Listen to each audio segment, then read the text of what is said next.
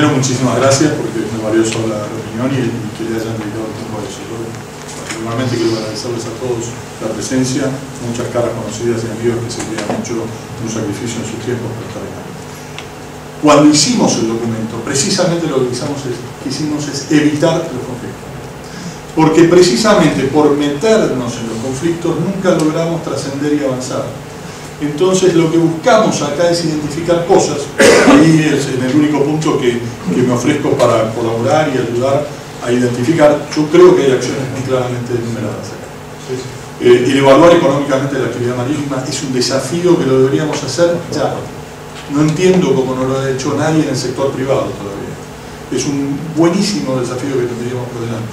El pensar cómo implementar un manejo costero integrado para ayudar a las instituciones de libertad. Hay ejemplos, hay gente que da trabajo en eso.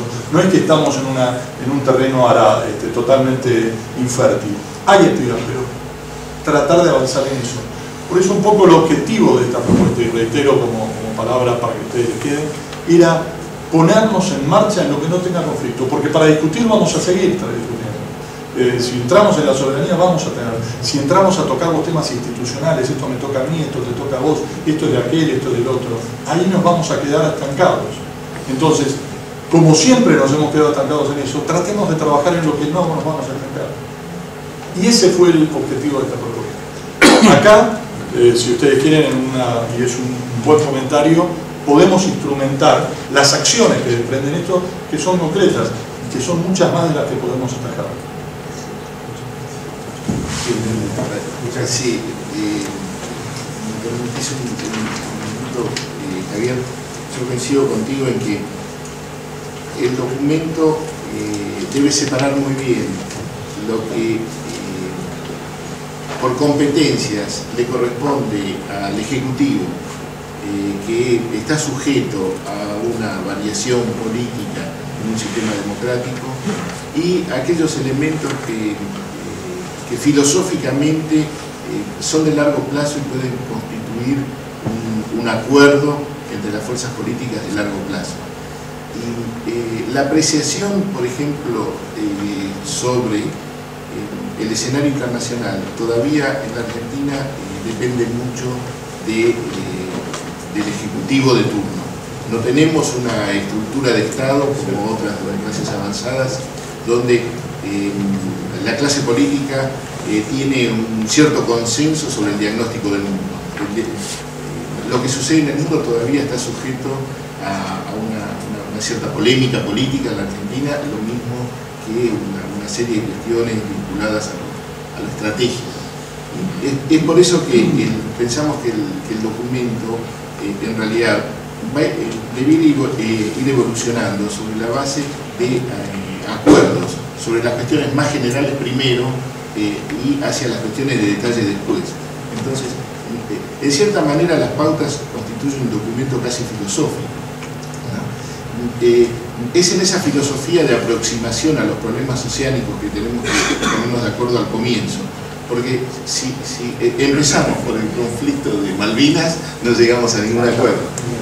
A propósito, hemos dejado todo lo conflictivo o lo más conflictivo y tratar de desarrollar una conciencia sobre lo que nos une como sociedad y como desafío para el siglo XXI, y tratar de forzar una reflexión sobre todo sobre la necesidad de una política oceánica. Si logramos tener un consenso de que tenemos el problema y el desafío de tener que construir una política oceánica, habremos dado un gran paso adelante.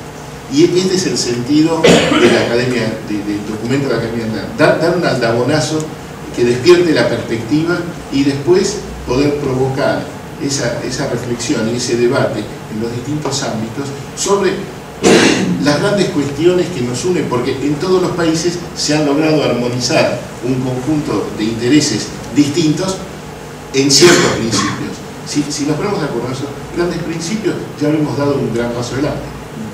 Una vez que tengamos incluso las cuestiones institucionales de concertación y diseño de esa política oceánica de largo plazo resueltas, y en esto cada país ha utilizado el mecanismo que más se adapta a su sistema político y a su cultura política. En Estados Unidos hay un liderazgo fuerte del Ejecutivo con una combinación de un control muy grande del Parlamento, porque así funciona su sistema. En Canadá hay un sistema muy federal, ¿verdad?, de articulación de cada una de las grandes unidades políticas que componen Canadá. La Argentina no puede copiar ni el modelo americano, ni el canadiense, ni el chino, ni el ruso. Lo que tiene que hacer es pensar cuál es ese mecanismo institucional que va a estar adaptado a nuestra cultura política, a nuestro sistema político, a nuestra tradición, a nuestros partidos políticos, a la manera en que en el futuro podemos armonizar y construir políticas de largo plazo. Eso es un gran desafío, pero el desafío ese no lo podemos atacar ahora, porque ahora nos tenemos que poner de acuerdo en que necesitamos una política oceánica y en los grandes principios de esa política. Y una vez que estemos de acuerdo, podemos estudiar cuáles son los mecanismos para hacer esa concertación y esa planificación política de largo plazo. Es decir, es una etapa que viene después de las pautas, apasionante, pero no la hemos tratado a propósito porque viene después. Muchas gracias.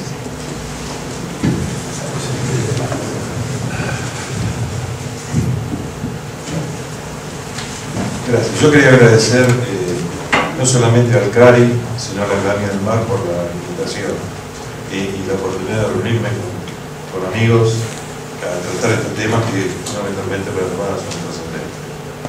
La Armada, como todas las armadas del mundo, tiene tres funciones trascendentales, que son la defensa, la difusión de los intereses marítimos, precisamente, y la contribución a la política exterior. Así que este es un entrecruzamiento de estas funciones militares, intereses marítimos y diplomáticos. Yo quiero felicitarlos personalmente por la exposición que, como se manifestó aquí, se ha buscado una relación trascendental en el sentido kantiano, es decir, hemos asistido a la descripción de las condiciones de posibilidad para llegar a una política oceánica. Obviamente, como toda descripción de esta suerte, bueno, uno puede, como decía el general Kant, sentir un vacío ontológico, es decir, acá estamos describiendo el deber ser y a ese nivel realmente no podemos materializar, tocar el objeto en sí.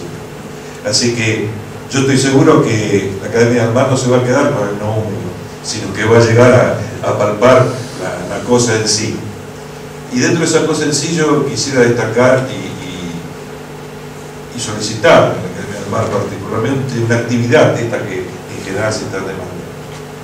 Como bien se manifestó, uno no puede, primero hay que querer, después poder. Yo le quisiera agregar, ustedes lo dijeron claramente, primero está el conocer. Yo no puedo amar lo que no conozco. Primero está lo nociológico, después está lo cognitivo y después está lo climatístico. Y en ese sentido, yo creo que la primera tarea, bien correctamente se puntualizó, es la educación. Y la educación no como medio con temor se manifestó acá en el nivel primario, sino con toda claridad y certeza. Hay que ser asertivo en esto, hay que comenzar por la escuela primaria a difundir las cosas del mundo. Así como yo creo que se ha construido una política de Estado de Malvinas a través de esa educación.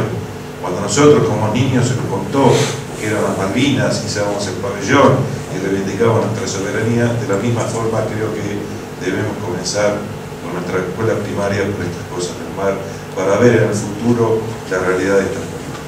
Yo les agradezco realmente y aprovecho la oportunidad a todos para invitarlos al seminario de intereses marítimos que estamos programando, que es totalmente abierto y del cual, como todas estas cosas, requiere el esfuerzo y la mejor capacidad de todos nosotros. Muchísimas gracias por la oportunidad.